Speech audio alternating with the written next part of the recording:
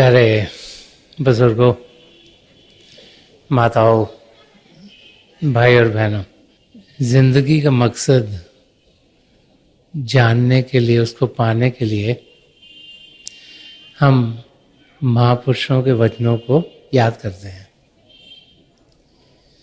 महापुरुष जब भी इस धरती पर आए हैं तो बार बार वो हमें यही समझाते चले हैं कि हमारा असली मकसद यहाँ आने का क्या है।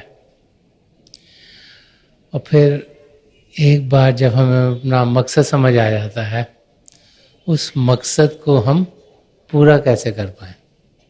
हम खुशकिस्मत हैं कि इन महापुरुषों के वचन लिखित रूप में हम सबके पास आज हैं, और जब हम उन्हें आज पढ़ते हैं तो जो सच तब था वो सच आज भी है और सदा सदा के लिए सच रहेगा। तो उससे हमें एक रास्ता मिलता है, रास्ता जिसके ज़रिए हम अपने कदम अपनी मंजिल की ओर बढ़ा पाएं। संत सूरदास जी महाराज, जिन्होंने अपनी ज़िंदगी सघन भक्ति से शुरू की, वो कृष्ण जी महाराज के पुजारी थे। उनसे बहुत प्रेम करते थे और बहुत कुछ उन्होंने कृष्ण जी महाराज की लीला में कहा है। और फिर जैसे जैसे उनकी जिंदगी बढ़ती चली गई, उनकी समझ में आया कि मैं पिता परमेश्वर को उनके उस रूप में जो कि दिखता नहीं, जो सुनते नहीं, जिसे निर्गुण भक्ति कहा जाता है, उस और बढ़ो। तो एक महापुरुष के जरिए जब उनका ध्यान अंदर की दुनिया में बढ़ा, तो हम देखते हैं कि जो उनका आखिरी हिस्सा जिंदगी का है, उसमें जो उन्होंने लिखा है वो सब पिता परमेश्वर के ना रूप होने में, जो कि सीमित ना हो, किसी काया में आ ना सके, किसी शेप में ना हो, उसके ऊपर उन्होंने बहुत कुछ कहा है। सगुण भक्ति, जबकि मूर्ति की पूजा, और निर्गुण भक्ति, जिसमें कि पिता परमेश्वर को किसी भी रूप में नहीं लेकिन हर एक चीज़ में देखना, ये दो फॉर्म्स हैं जिसके बारे में हम जब हिस्ट्री पढ़ते हैं, महापुरुषों की ज़िंदगी पढ़ते हैं, हम बहुत कुछ पाते हैं। बहुत से महापुरुष ऐसे हुए जिन्होंने सगुण भक्ति से अपनी ज़िंदगी शुरू की और निर्गुण में जाकर ख़त्म की। वो इस नतीजे पर पहुंच गए कि सूरत को शरीर से ऊपर उठना है। जब हम एक जीवित जागृत महापुरुष के पास पहुंचते हैं तो ये नहीं कि हम उनकी पूजा करते हैं, लेकिन पिता परमेश्वर को जानना, अपने अंदर कदम बढ़ाने हैं। और जब हम किसी पूर्ण महापुरुष के चरण कमलों में पहुंचते हैं तो उनका रास्ता उनकी पूजा करने में नहीं है। वो बार हमारी आत्मा का मिलाप परमात्मा से कराते हैं। वो चाहते हैं कि हम पिता परमेश्वर से जुड़ें। वो हमें अपने आप से जोड़ने के लिए नहीं आए, लेकिन पिता परमेश्वर से जोड़ने के लिए आए हैं।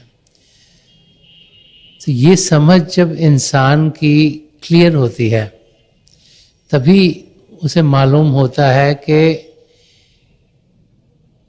एक जीवित जागृत महापुरुष हमें सिर्फ मदद करने के लिए आते हैं। उनका काम यह है कि हम अपने लगाव पिता परमेश्वर से करें। इसीलिए बार जब हम सन्मत की ओर ध्यान देते हैं तो हमें कहा जाता है कि हम जिस धर्म में उसमें रहें, उसका पालन करें, लेकिन अपने आप को सही रूप में जानने के लिए भजन करें, अभ्यास करें, अंदर की दुनिया में बढ़ें, शब्द के साथ जुड़ें। नाम का अनुभव करते हुए हम जो प्रभु के दो जाति रूप हैं, ज्योति और श्रुति, उनके साथ जुड़ें, कि उनके साथ जुड़ने के साथ ही हम इस शरीर से ऊपर उठ पाएंगे। अगर रूह का अनुभव नहीं किया अगर शरीर से ऊपर उठे नहीं, अगर हमारे कदम सिर्फ धरती पर ही चलते रहे, तो फिर ये सुनहरा मौका जो हमें मिला है अपने आप को जानने का और 84 लाख जिया जून से छुटकारा पाने का, ये हमारे हाथ से निकल जाएगा।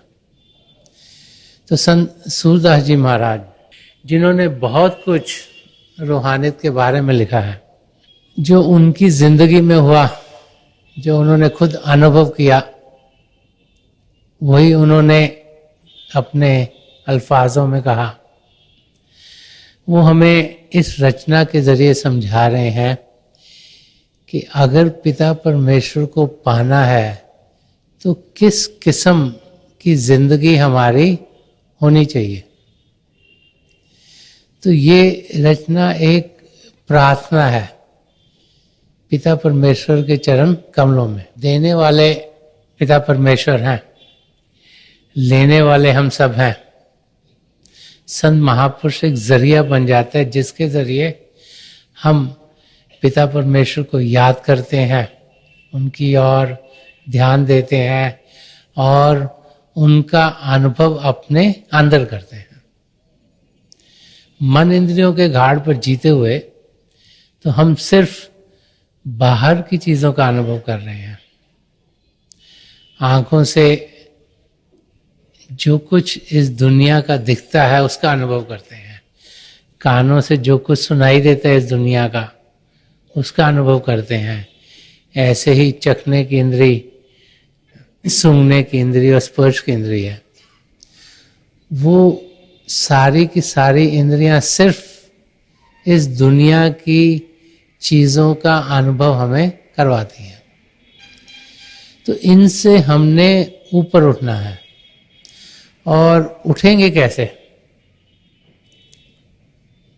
कहीं से मदद मिलेगी तभी उठेंगे।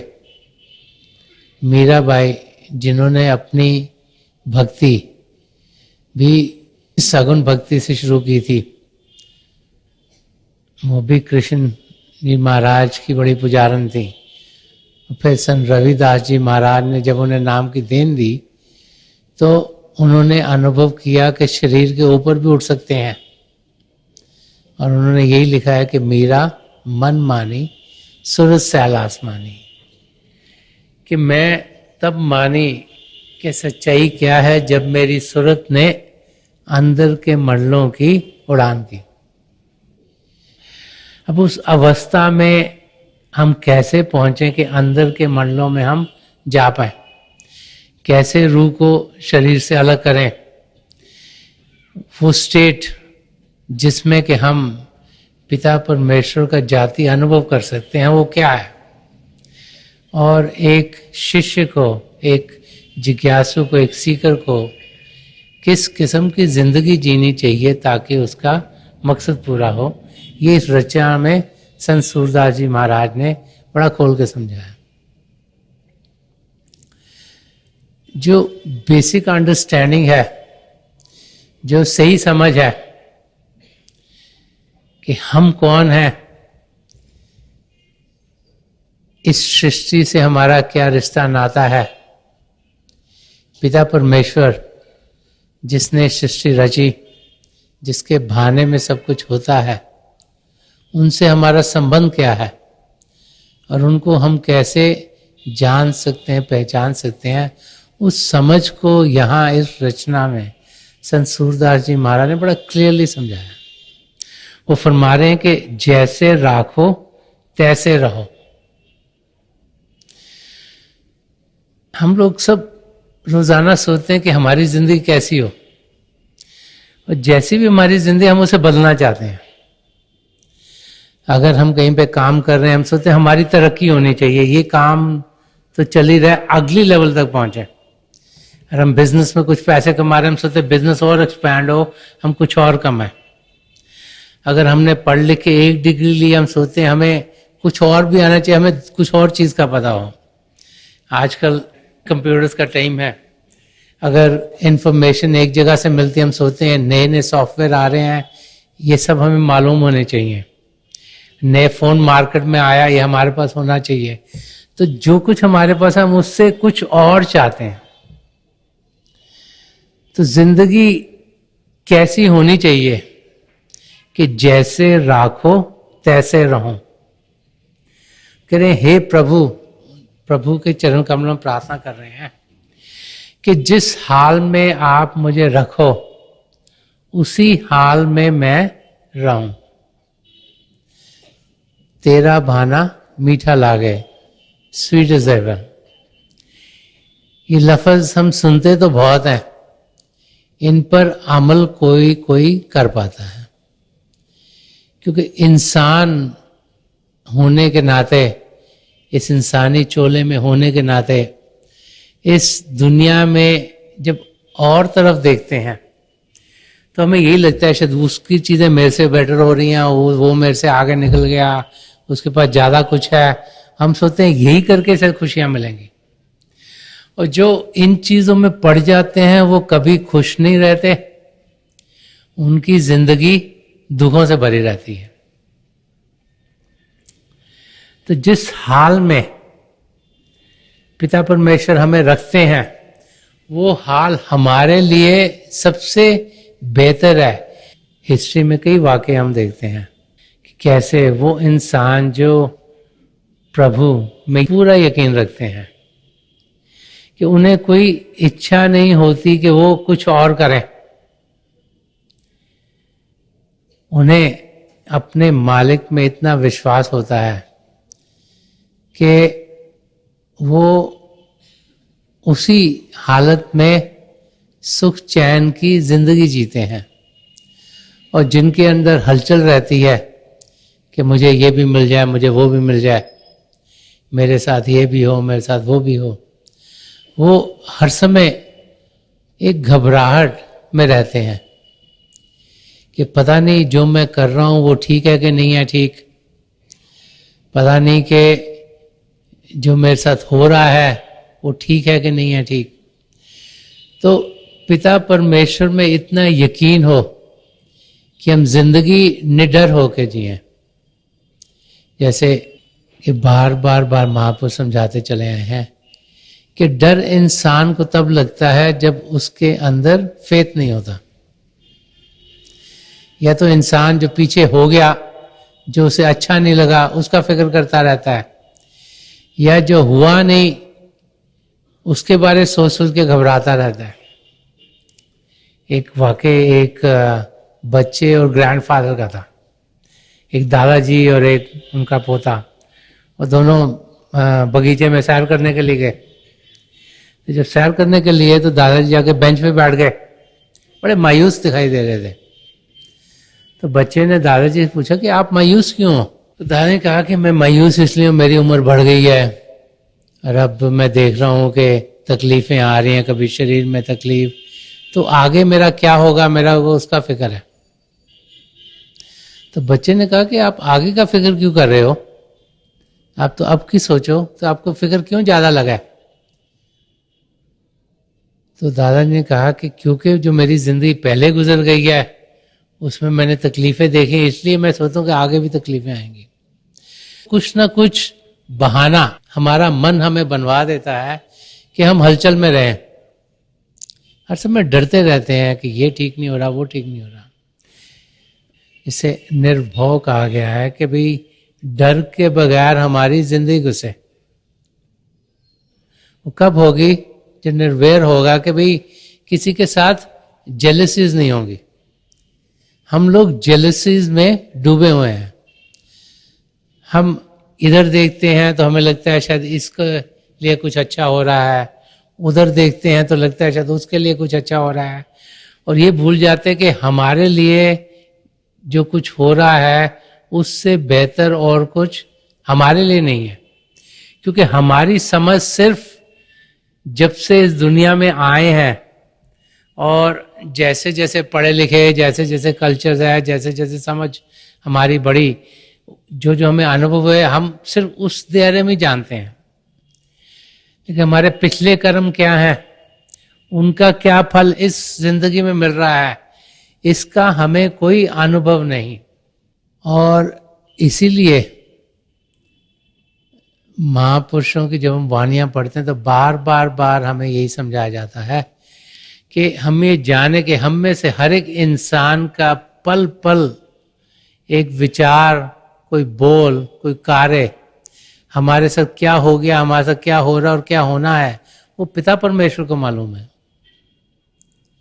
उनकी रजा में हो रहा है, उनकी मर्जी में हो रहा है।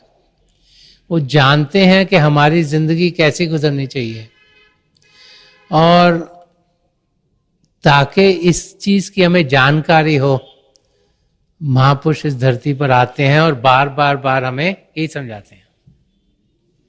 क्योंकि हम लोग थिक हेडेड हैं। थिक हेडेड होता है जिसका दिमाग मोटा है, हमारी समझ में कम आता है।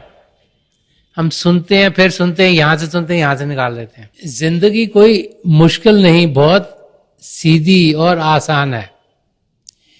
ये पिता परमेश्वर की सृष्टि रची हुई है, उनके बहाने में सब कुछ चलता है। वो लाखों करोड़ों लोगों और जानवरों और जितने इंसेक्ट्स है सबका ख्याल करते हैं। ये हमारी समझ में शायद नहीं आता, लेकिन वो करते हैं। क्योंकि हम तो सोचते हैं, हम तो 2 4 5 लोगों को ही बातचीत करते हैं तो दिमाग खराब हो जाता है। इसका कैसे सोचें, उसका कैसे सोचें, इसके लिए क्या करें। तो वो हम सबका ख्याल करते हैं, उन्हें हम सबके बारे में सब कुछ मालूम है। अगर ये छोटी सी समझ हमें आ जाए तो हमारी जिंदगी बड़ी आराम से गुजरेगी। अगर हम चलते चलते कुछ लड़खड़ा भी जाते हैं तो वो भी उन्हीं की देन है कि हमारे कर्म कुछ काट दिए उन्होंने। अगर कभी पेट में दर्द हो गया या पेट खराब हो गया तो वो भी उनकी दया है कि उसके जरिए पता नहीं कौन से कर्म कट रहे हैं। अगर कोई शारीरिक रूप से तकलीफ आ गई या फाइनेंशियल प्रॉब्लम आ गई तो उसमें भी कई कर्म कट रहे होते हैं जो हमारी समझ के बाहर है। लेकिन हम रोज क्योंकि सोचते हैं कि शरीर तंदुरुस्त रहना चाहिए, फाइनेंशियल स्टेट अच्छी होनी चाहिए, रिलेशनशिप बढ़िया होने चाहिए, तो जरा सी उसमें हलचल होती है तो इतना घबरा जाते हैं कि जैसे हम जी नहीं पाएंगे। तो संत सूरदास जी महाराज यहां समझा रहे हैं कि जैसे राखो तैसे रहूं, के हे पिता परमेश्वर आप मुझे जैसे रखो, जिस हाल में रखो उसी हाल में मैं खुशी से रहूं। ये एक पहला फंडामेंटल स्टेप है पिता परमेश्वर को पाने का। अगर हम अपनी स्टेट से खुश नहीं तो फिर हलचल हलचल होती रहेगी, चाहे कोई भी स्टेट हो, चाहे कोई गरीब हो, चाहे अमीर हो, चाहे अनपढ़ हो या पढ़ा लिखा हो। और वो यही सोचता रहे कि ये नहीं है ठीक, मुझे कुछ और करना है, तो वो कभी भी सुख चैन की जिंदगी जी नहीं पाएगा। तो हर हाल में हम सुख चैन की जिंदगी जिए। तेरा बहाना मीठा लागे, कि जो कुछ हमारी जिंदगी में ढल रहा है अगर उस अवस्था में पहुंच जाए जिसमें हमें दिल से यकीन हो, ऊपर ऊपर से नहीं, जब हम अंदर से माने कि यही हमारे लिए ठीक है,